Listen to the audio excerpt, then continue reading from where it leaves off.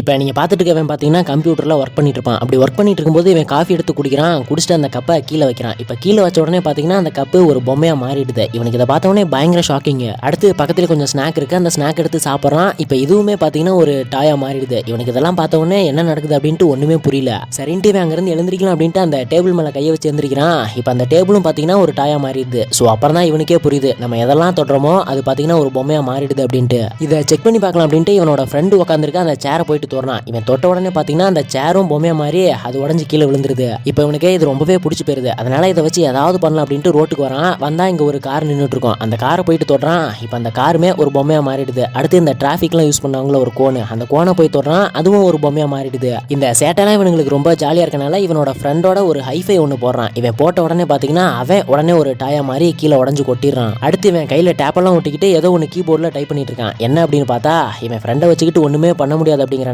அவனை கிலோ 20 ரூபாய்க்கு இன்டர்நெட்ல சேல் பண்ணிடுறான்.